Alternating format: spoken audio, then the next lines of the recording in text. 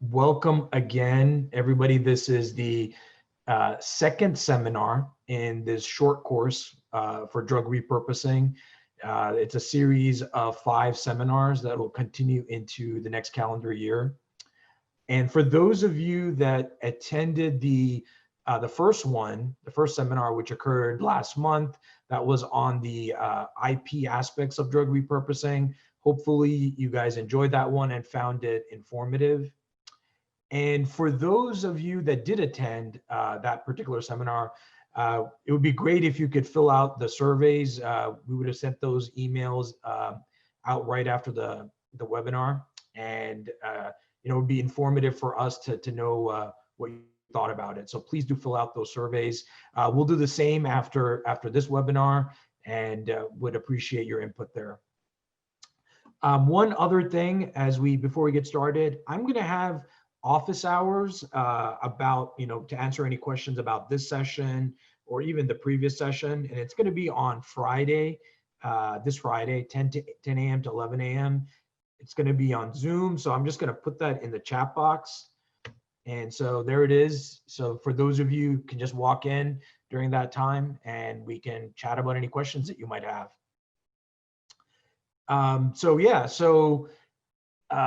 There was this particular session today is going to be related to a talk that I gave a couple of months ago at a drug repurposing conference. This was a conversation that I had between myself and Dr. Bruce Bloom. And the conversation involves perspectives from the university side and from the firm side, Bruce Bloom representing the firm side, on drug repurposing and what the kind of the expectations are and what the dynamic is in terms of licensing technologies to a firm, drug repurposing, and also potential for partnerships. So that's kind of what we talked about. So hopefully you guys enjoy this conversation. So we'll replay that conversation, and you guys could, enter any questions in your chat box whenever you want. I'll be monitoring the chat box here. I'll respond to those questions in the chat box, or I'll just take it at the end during Q&A. So that's kind of how the process will work. Hopefully you guys enjoy this discussion, and we will start that recording now. At the University of Kentucky. My responsibility here is managing a portfolio of technologies and patents that are from mostly the life sciences, from the College of Pharmacy, College of Medicine, some of the biomedical engineering area, all of the life sciences. So my goal is to assist in finding the best pathway for these inventions to be commercialized, whether it's through a startup, whether it might be a faculty-founded startup or another entrepreneur-founded startup, or it could be through partnering with a medium-sized or larger company. So that's my role here. Before joining University of Kentucky, which I joined beginning of last year, before that I spent a couple of years advising and consulting with various startup companies. Before that, I spent more than 15 plus years in the pharmaceutical industry, various roles within product development. So I did formulation and process development, and that's really where I have a strong interest and really recognize the power and the value behind drug repurposing. Great. So Raja and I are going to talk about a number of the components that would go into creating commercialization of drug repurposing that starts on an academic campus.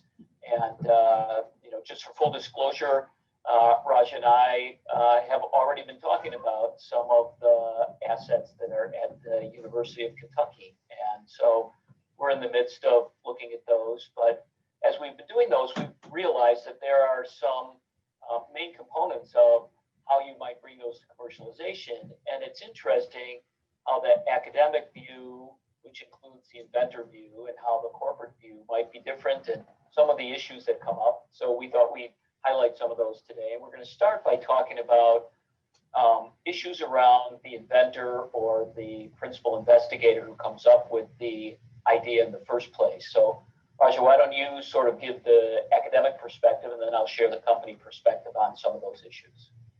Yeah, so first of all, what I'd like to say is, every PI or every academic researcher is different, right?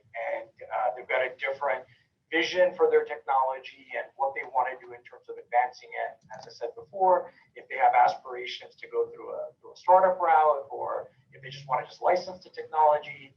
And it's really, my role is to know how to help each PI advance their technology, and also, kind of merge that along with what is the best way to get it to the market, which is the ultimate goal.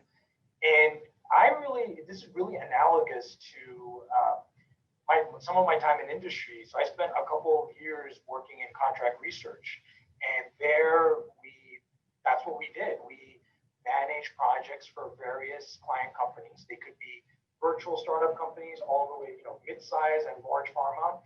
And, every company is different, and you got to know what the best strategy and best advice is for each company for their own goals that they have, and what expertise they bring to the table. So it's just really I find it very similar working with each academic PI. In terms of, I think, needing to, collaborating with some of the PIs, one of the things that I think we've talked about before, Bruce, is getting this alignment between really the inventor, the tech transfer office, and also the company, the potential company that's interested. And, there's things that can happen on any of those sides, right? One part that I try to do is to have as regular of an interaction I can with my inventor. And I do the best that I can do to understand, as I said before, what their intentions are.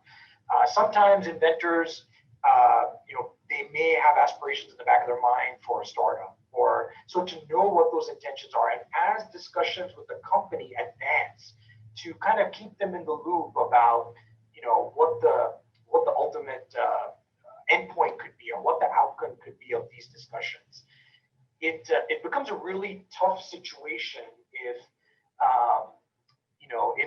there is if the inventor's idea or strategy is different or evolves, and that can happen. It can evolve. It can be, now I want to do a startup. I thought about it for some time. So the key idea is to be able to keep in touch with the inventors, and sometimes they could also have other co-inventors. They need to get their opinions. So what I like to do and what I want to do is to keep in touch with them as frequently as possible throughout this process, be transparent with them on what this could lead to and what the true interests of the company are. And that's kind of what I do from the inventor perspective. I've got, there's other things you can do from the company perspective, but wanted to get your thoughts on this first. Well, I agree with you. The most important thing is to get alignment. And it's really critical for a company to have a good partner at the tech transfer office who can be the go-between and help with that. And, as you said, inventors and PIs come in all sorts of shapes and sizes.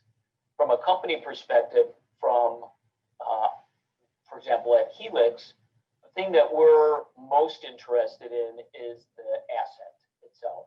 Is this something that looks like it could have patient impact, and is there a route to commercial viability? So we start with that. And if we decide that's true, then figuring out how to create a relationship with the tech transfer office and with the PI is really important. And in my years, I have seen things where there were inventors that wanted to keep control of something all the way to market, which, if you're not going to manage it yourself as the inventor, it's really hard for you to have control and for a company to be paying to bring something to commercialization. And so often those things are incompatible.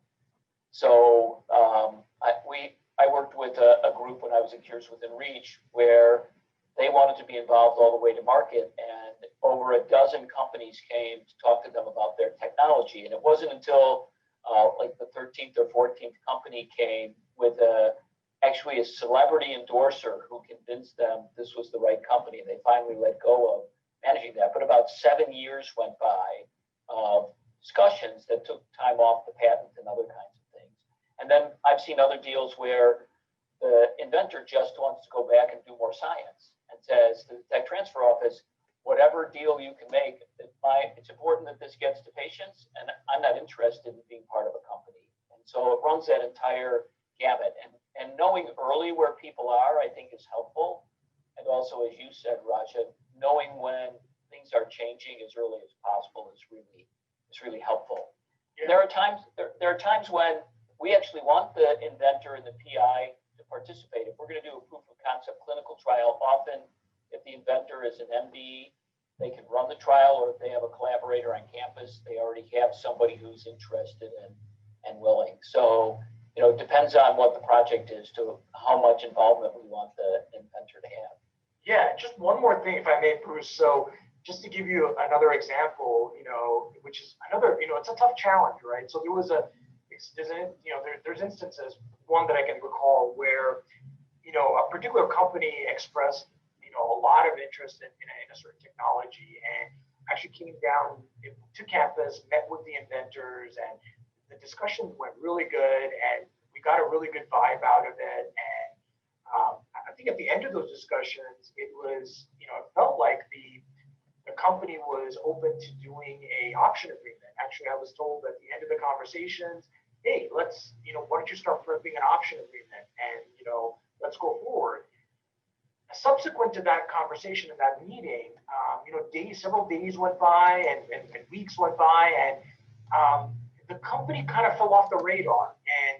And this is really tough. It's really tough for the inventors, because the inventors get following up, because obviously they're excited because they saw what materialized in the meeting, and they saw the enthusiasm from this entrepreneur, and they kept following up with me. And it wasn't until, I guess, a lot of my follow-up over a period of time that I eventually, got a chance to find out what exactly happened and why perhaps it's not working out right now.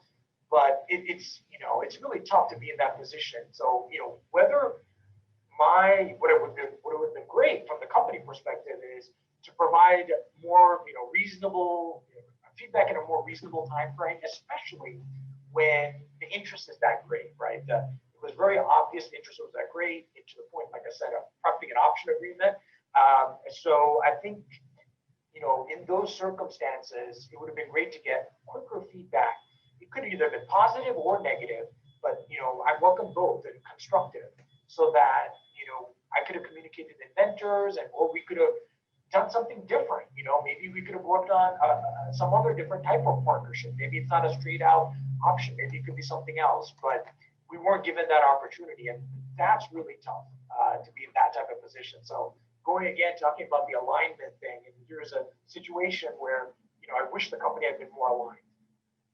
And I think the same thing happens within the company that could happen on campus. So the business development person goes back and is really excited about something, and then strategies change, money is being put someplace else, somebody new joins the executive team, some other opportunity comes up, or some big opportunity that's supposed to be successful fails. But I think what you're leading to, and I think it's really important, is the transparency. I mean, you've always been transparent with me when things were going on, and helped me understand how things were going on your end, and I try to be the same way, back to you. So even if, as you say, the answer is, oops, we're going to step back from doing an option right now, here's what's going on with us, at least that gives you a chance then to take that information back. Those sort of information void periods are really difficult on both sides if things are not transparent. So let's talk about a different topic. From a commercialization standpoint, patenting and exclusivity is obviously a really important piece. And there are some issues around, how things are managed in an academic environment that are different than in a corporate environment that impact patentability. So why don't you share with us some of your insights into how these issues affect commercialization, and I'll take it from there. Yeah, this is a really good question, Bruce. And I've really, it's it's been an interesting journey since I joined University of Kentucky, and finding out about our drug repurposing assets and how we can best try to commercialize them and find partners. And like I said, it's been an interesting journey. And the ultimate thing is it's very, very different than having a novel drug asset, for example. And I'll explain how. So what I've come to realize is that what we truly need to be doing is to get these faculty researchers to start thinking really early on about the IP, and the business consideration. That's, typically not the case when you have some novel therapeutic that you've discovered. They just go about doing their normal in vitro, in vivo studies and go from there. So to give an example, for example, here at the University of Kentucky, there might be a researcher that, finds a really novel target. It could be a breakthrough. It's for some disease area. And, they might take all these FDA approved drugs that are already in the market and do a screen it against a novel target and find out what the hits are. Now, what I have, realized, and I think is a huge consideration, which, like I said, wouldn't be typical when you're talking about some novel drug, is to bring all this upfront thinking of IP and business. So, the idea that, we could provide, our office could provide information about, well, among those drugs that are being screened, which ones are off patent, which ones are, about to expire in the next few years, which ones have a really long life left. I think this is something that would give, more, it could weigh into the decision, right? That the PI uses to select which compounds to advance further to the next stage beyond the screening stage. So I think, bringing that up front is one thing. And so this requires a lot of pre-planning. And then, there are other things like, understanding that there could be a more optimal dose. Let's say it's an indication switch.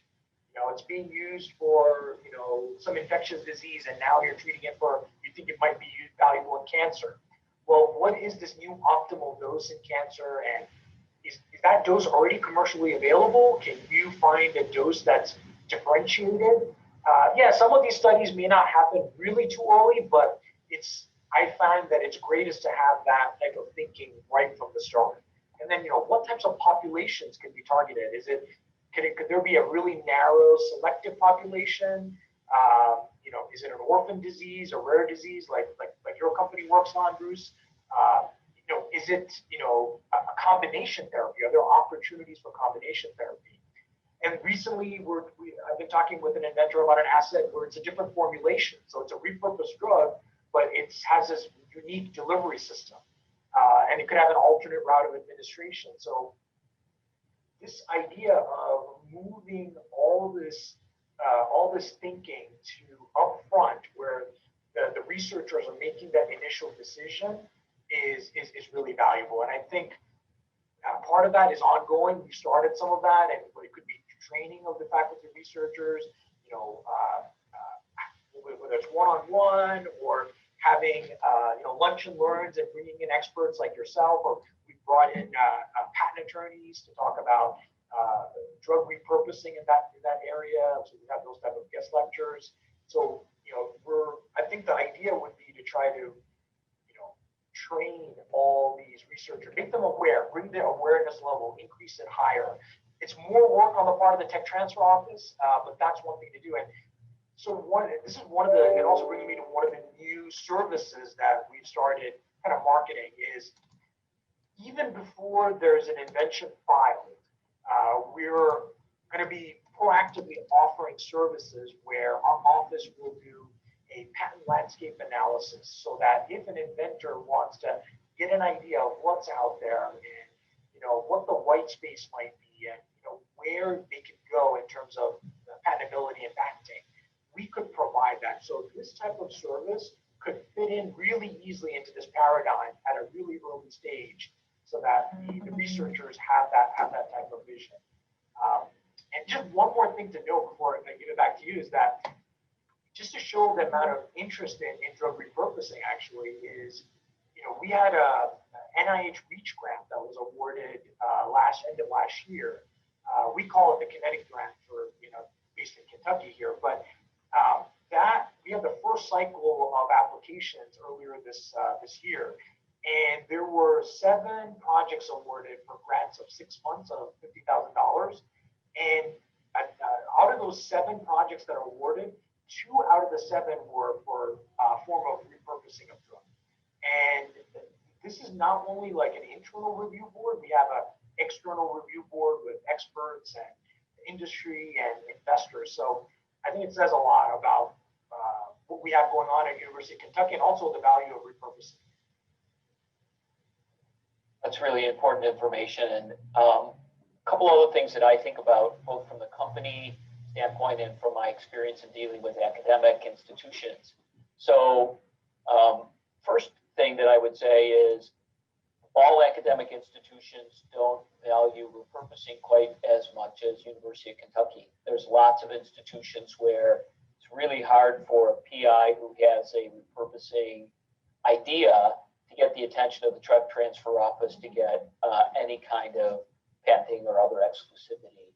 And that's a shame, but you sort of understand it if there's a limited amount of money to go for that and a limited amount of tech transfer organization time, and you've got somebody who has a new chemical entity that could, bring in 6- and 7-figure income a year to get royalties off of versus a repurposing in a rare disease where the indication is smaller and the money, you can see it. But I'm glad that people are here at the Drug Repurposing Conference. Hopefully there are, a number of people from tech transfer offices that'll see the value that we're trying to create out of repurposing.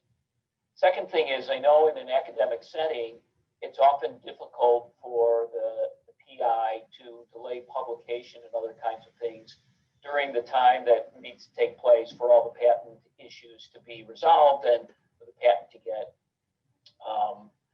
filed. And sometimes you get the competing, I need to get my next grant, so I need to be able to share publicly those data. And the tech transfer office saying, well, you need to keep things,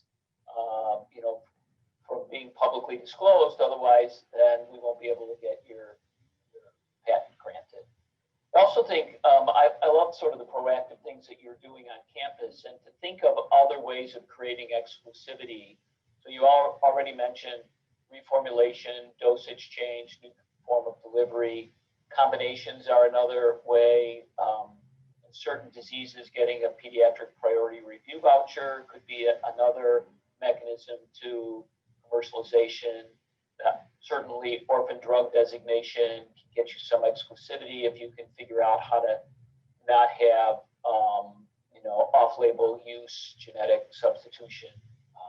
And to even sort of think of besides mechanism of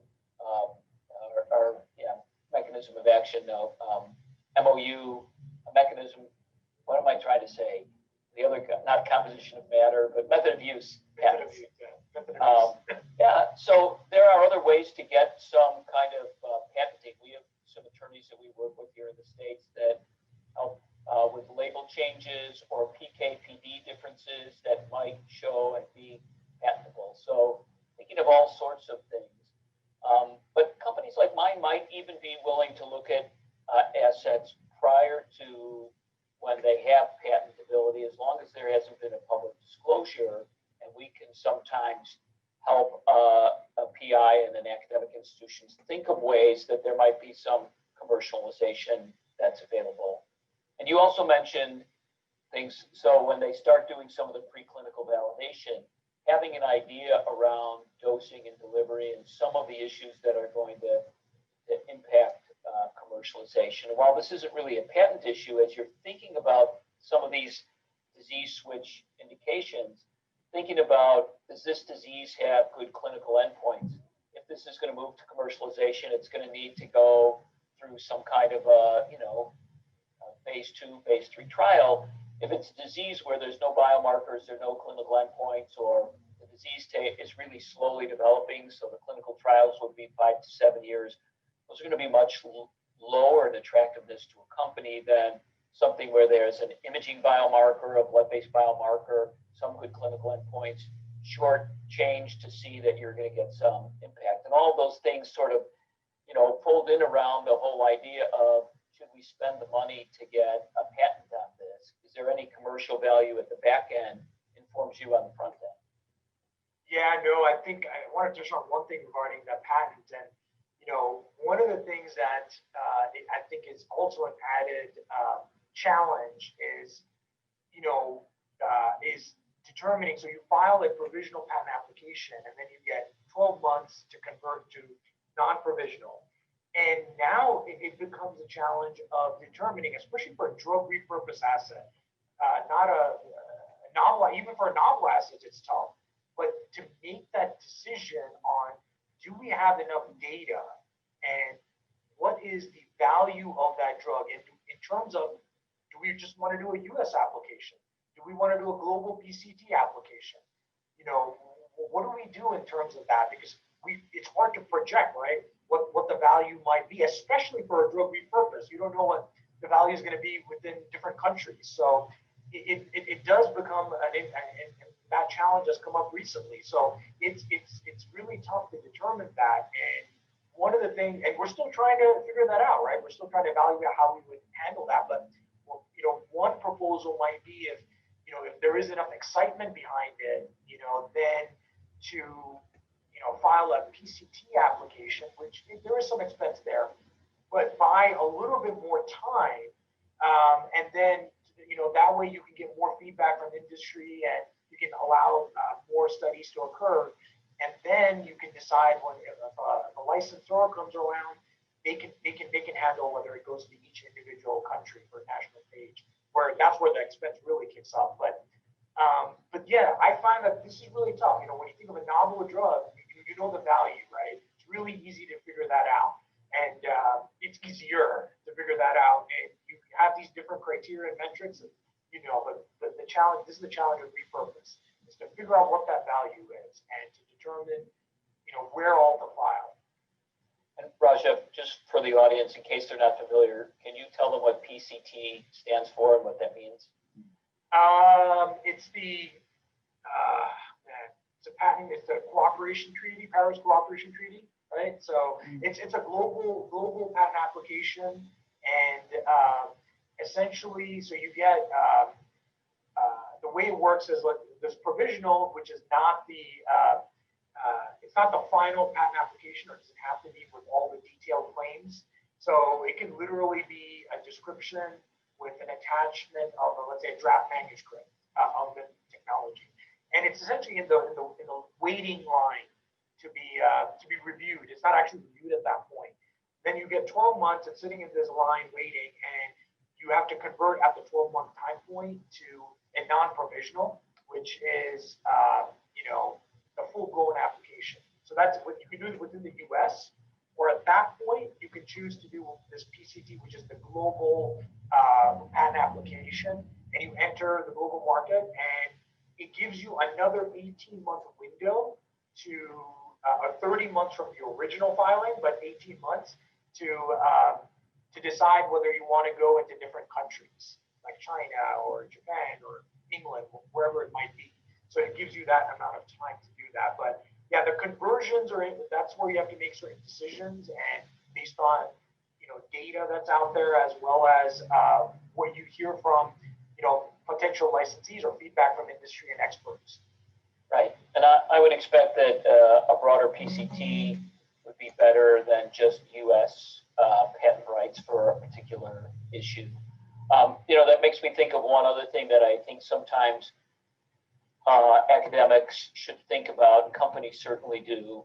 So often there are multiple drugs in a drug class that could work in the repurposed application. And if you think about it, imagine that you find that there's a U.S. drug that you could repurpose that is also approved globally.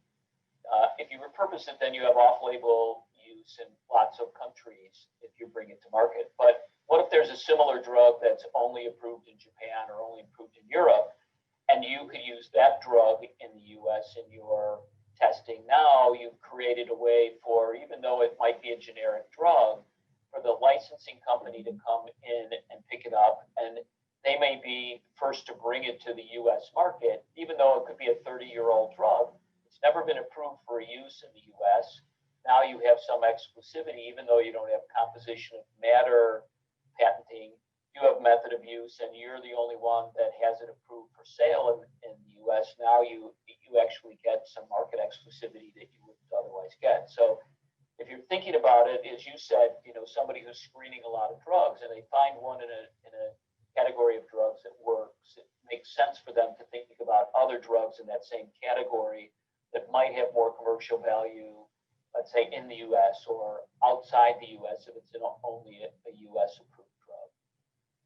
And the last thing I wanted to say about patenting, and then we'll move on to the next topic, is it's really important for you, and I know you're doing a great job of this at University of Kentucky, is to make sure that PIs know about what is a publication and what isn't.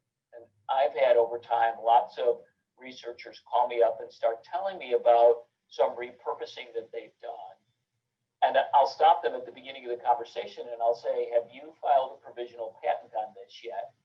And oftentimes they'll say, no, we haven't even thought about patenting it yet. And I said, well, unless this is a confidential conversation, you shouldn't be telling me any of this because it's actually a publication. And not that I'm going to go, and make a note of it anywhere, but if somebody ever asks you, have you told anybody about this? It could invalidate your patent. If you published it in a poster, if you talked about it at a conference, if you, had a public conversation with people. So that kind of leads to another topic, which is the whole issue of how much can you share non-confidentially with a company from an academic campus, just to see if you can, get some interest there. So why don't you tell me what it looks like from your side on sort of the confidential, non-confidential piece? Yeah, I think that as you mentioned, it is tricky, especially with repurposed drugs, right? Because it's not a molecular structure. You just have a drug name, and as soon as you say the drug name and that it can be used in this therapeutic area, that's it, right? So it does pose that challenge of knowing what's published and what's already out there, and so that is important in terms of talking to potential companies that might be interested. It is a little tricky, and I can definitely empathize and with what the inventor's perspective might be regarding the drug, and not wanting to have any detailed discussions before an NDA is signed. It really depends, right? So if there are certain companies that are open to signing an NDA up front, especially in the drug repurposing area, then then I'm open to doing that. Now, if something is already published, obviously that's not a concern, and we have it protected, then that wouldn't be a concern, right? But if it wasn't, let's say, published out there already, like for example, an indication switch going from an infectious disease to cancer, and it wasn't already published, we had the patent application is still pending, and the patent application is not published. That's where it is tricky, and my preference is first asking the company, hey, this is all we can tell you right now, and that we have this repurposed drug to do for this indication. But if you want to talk more, if you want to set up an NDA to have this discussion, are you open to that? That's one idea, and I know Bruce, you've had others, right? That just not mentioning the drug name, right? Just kind of right. Yeah, sometimes we try and delve a little below the non-confidential information, but above the confidential information, there's kind of a space where you can get some additional information. And let me share why it's important from the company standpoint. So when you think about a company like Helix, where we're repurposing drugs for rare diseases, we use AI, artificial intelligence, to do this. And so we often can find hundreds of potential drugs that can work in a rare disease. So we're obviously interested in that disease. Then we see an asset that may be available in that disease in the market. And we want to make sure that before we find out confidential information about that particular drug or other asset, that we've documented internally, because we may have discovered that independently. And then if so, and we can't work out a deal with the academic, are we going to potentially pursue that on our own? And how do we make sure that you don't come back to us as the academic center later on and say, hey, we disclosed this drug to you, and now you're in clinical trials with it, but you're not using it you're not creating a relationship with us. So, if we know up front, we do some work. If we don't know up front, we have to be able to then prove we could independently figure this out, even though you share the information with us if we want to move it forward. So companies are sometimes hesitant to sign the CDA before they know a little bit more about it. And so there's this sort of spot where you don't want to share any more information because you're afraid what we'll do with it. And we don't want any more information because we're afraid what it'll keep us from doing in the future. And so navigating that space in between is sometimes a little difficult. Yeah, no, I agree, and especially with with the repurposed drugs, it makes it really challenging to figure out how we do that, how we maneuver around that, and what to share. And but yeah, I agree with you. So, and I also wanted to talk a little bit. It's related to this, but sort of the due diligence issues around this. From a company perspective, let's say things move forward and you start thinking about, it looks like a good fit. Now the devil is always in the details. We want to know, what does the preclinical information look like, and what other data, what unpublished data does the PI have? What kind of advisors has he or she talked to? What kind of models has this been done in? Does the PI have some kind of a commercial plan? I mean, at Helix, we're mostly looking for assets that are clinically ready or close to clinically ready. So there's a whole stream of things down there. But from your perspective, what does it look like for you and the PI when a company says, okay, now we need all this data and information? How hard is it to get, and what kind of burden is it, and how can a company make it easier? Yeah, that's a really great question, because I think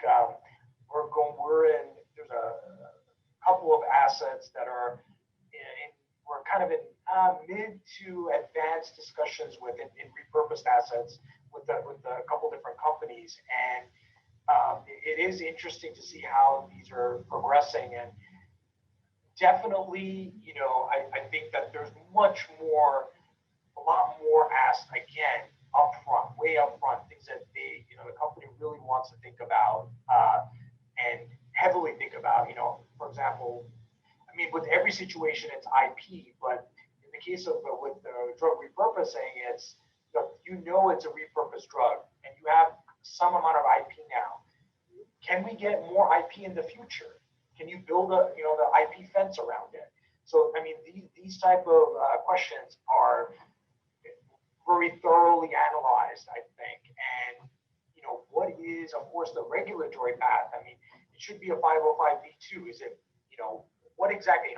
Confirm with the experts, that's really what it is, right? And or there could be instances where it's not just a repurposing of a drug. It's not just take this one drug, let's say it's the tablet form, and the new indication is going to have a tablet form. But let's say it's a novel delivery system. It's the same drug, right? But a novel delivery system. So there's a lot of different questions that are kind of analyzed about that. And, how is this, again, going back to business viable and going back to differentiated from other products? And even though this might be, I guess, early stage in a university environment, the idea is, well, how do you project out, and what are you thinking about clinical trials, and how do you measure what type of endpoints you're doing? So a lot of that comes way up front before even a decision is made about, optioning or licensing. And So I think that this is part of it. Now, one thing which has been really good with one of the parties is that they have been going out and reaching out to different experts and getting their feedback on these type of topics. And they actually invited myself and the inventor to one of those calls with this expert, so that we had, because these are more advanced stage discussions, we've already had an NDA in place by this point. So, they've invited us over to sit in on this call so that we could hear for ourselves the type of feedback. So that's been really good. And then I really think that that's of value. So if a prospective company is doing due diligence and they're going out and seeking experts, if there are opportunities, it's not always possible, but if there were opportunities where the inventor and the tech transfer office can sit in on those just to be observer and weigh in on a few things, then I think that's a really huge benefit. And so we've been sharing information. So we find out something, we've been sharing back and forth. So it's been a different process, and I think I feel very different than what it would be for a novel asset. Yeah, I'll just add a couple of things, and then we'll move on to our last topic because we only have a couple minutes left. One of the things that happens at a company during due diligence is more and more people get involved, the more and more data that gets disclosed. And often what you find is that things are heading in one direction until another group gets involved. And then suddenly there's something that could derail or be a big issue. Or sometimes it's even the key opinion leaders that we bring in to say, now, we've done our internal evaluation, we need some external look at this. And so, my experience is that things can look really good at the beginning, and then you can run into some roadblocks, and some creative work on both ends might be necessary to get over those. The last little bit, we only have about 3 minutes left, and I wanted to just sort of get your feelings about, and I'll share mine about, what kind of contractual arrangements make sense for a repurposed asset? Like, what's a reasonable thing for an inventor and an academic institution to ask for, and what's reasonable for a company to provide as far as milestones, royalties, and stuff like that? And I know it varies, but how do you sort of assess that when you're thinking of a deal? Yeah. So I mean, like you said, there's a variety of things that we could consider, and all those that you mentioned. So, typically we understand, it depends on the nature of the company as well. If it's like a new venture firm that's doing it, or a smaller company, we're open and we're very innovative in how we craft the deals. It could be, we take, it's a new company that's being formed, an equity stake in the company. And one thing that we like to do is figure out how the patents or patent expenses are going to be reimbursed. So we look at that as well. And, also this idea of, the milestones in terms of getting into, let's say, phase 2 clinical trial or phase 3 and then final approval. So we've kind of had those type of milestone types of payments. Now, the other thing to bring into this is, because it's a repurposed drug, and that meaning that most likely it's at the point where you've got the safety data. You might need to do a bridging study, but you've got the safety data, and then you can go into a clinical trial, efficacy trial, phase 2. Another thing is this idea of being able to find a long-term partner. So somebody, if we license this to the company, then that company might say, hey, let's do something collaborative. Maybe we will sponsor the clinical trial at University of Kentucky, right? And so these are the types of things we're looking for. It's not only about just getting that immediate deal done. It's more about what else is involved. We want to have this long-term relationship. So let's have any other collaborative type of thing that's possible, including sponsored research and clinical trials. So I think it's really that whole enchilada. And yeah. Yeah, and I agree with you. We're working on 3 different projects right now. At one institution, they said, look, this is a repurposed asset. This is a rare disease. Nobody's going to make a lot of money on this. We'll basically, if you'll take it, we'll give this to you. You don't even have to reimburse us the patent fees right now. We just want to get it moving.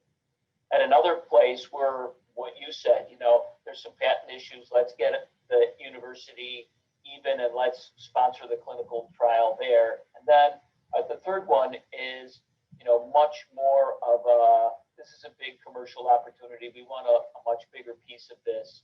So it's running the entire gamut along. And I think being creative around those kinds of things. We have a whole commercial division that, you know, evaluates what the commercial potential is, and sharing that. We end up sharing that with the partner and say, look, this is how much we think we're going to make, and this is where we think is fair. Yeah, and one more point to add on that, you know, one thing is, I don't know, maybe every university is different, like you said, and our leadership down is very innovative. So we believe in having the flexibility and doing what we need to do to put the deal together. We're not necessarily confined to something. So we just like to work together, and, you know, we want to get the product to the market. But we want to, you know, play our part as well. So great. Well, Raja, it's been great chatting with you today.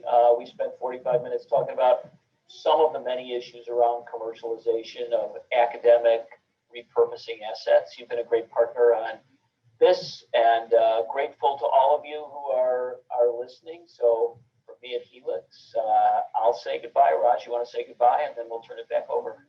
Yeah, thank you, Bruce, for inviting me to this conversation. It was great to talk to you, and we welcome any questions that the audience might have. So I hope you guys enjoyed that conversation there, and any questions that you might have, please do put that in the chat box here. We have a couple minutes. I'm going to throw in my office hours again. It's open walk-in office hours, Friday there, 10 a.m. to 11 a.m. There's the Zoom link. So I do see there were a couple of questions here. One from Linda Dwoskin, talking about this is such a nuanced area, and what to share and what not to share could be better handled by OTC folks to handle that. And yeah, definitely. So, if any researchers get contacted by firms and wondering, what to share and what not to share, yeah, definitely reach out to your tech transfer contact person, and figure out how you could handle that communication better.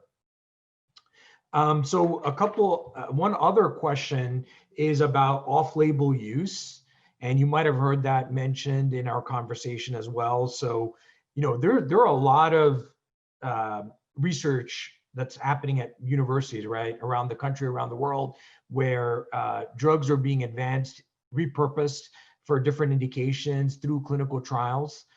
So, they could be showing efficacy in, you could take a cancer drug and showing efficacy in a different indication in these clinical trials, right? There's a chance it could be used, potentially doctors could prescribe off-label. Of course, there are issues with that, right? So the issue is, side effects, toxicity, or is it actually what the efficacy is not guaranteed?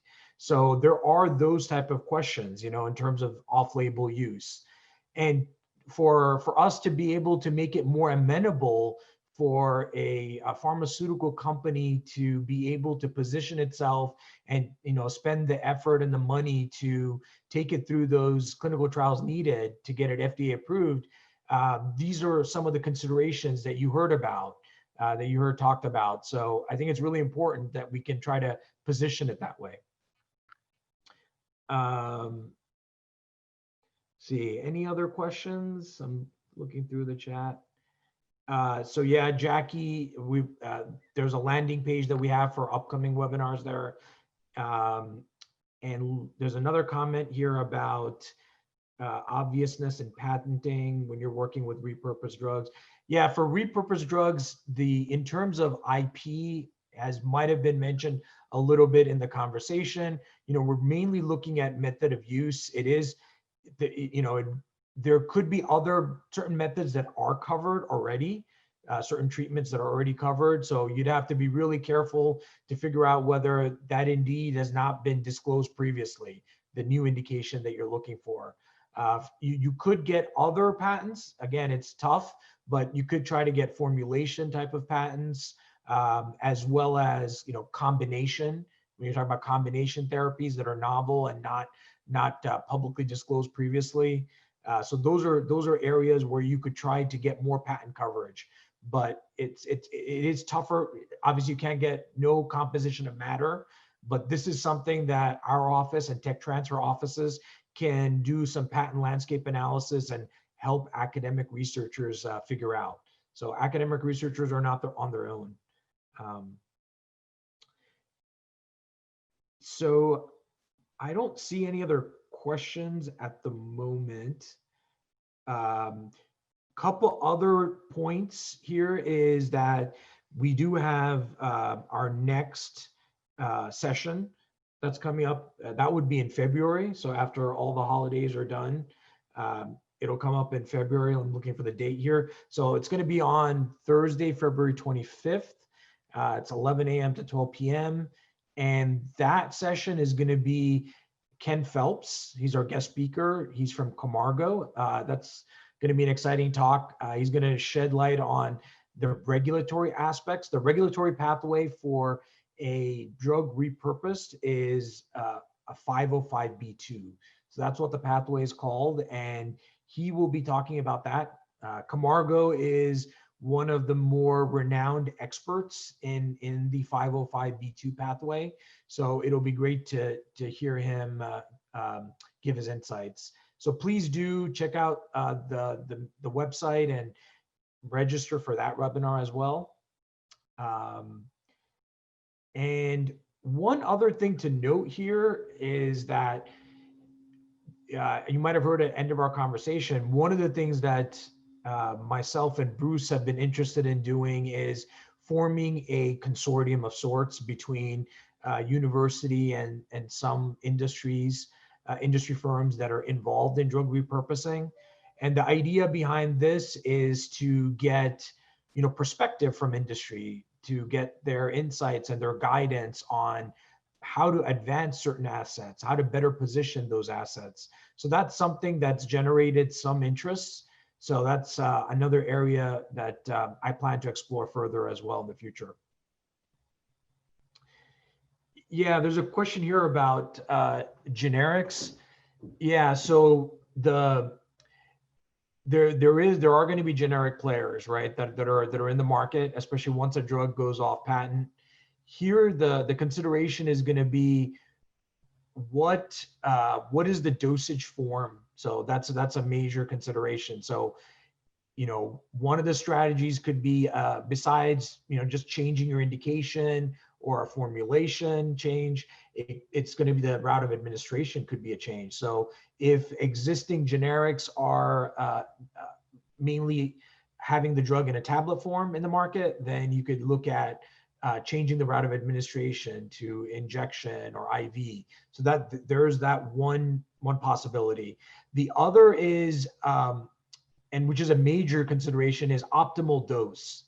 So right now if in the market, generic players have a 50 milligram tablet and a 100 milligram tablet, well, that might not necessarily be the optimal or the safe dose to give for the new indication. Your new indication may be more optimal at 10 milligrams, or maybe it's not safe higher than that. So if you're able to show that, then you could differentiate yourself from the generic players that are only in the market at those higher doses. So that would be a way to get around the generic competition. All right, so we'll just wrap up this session, and I look forward to seeing all of you at the next one. Thanks again.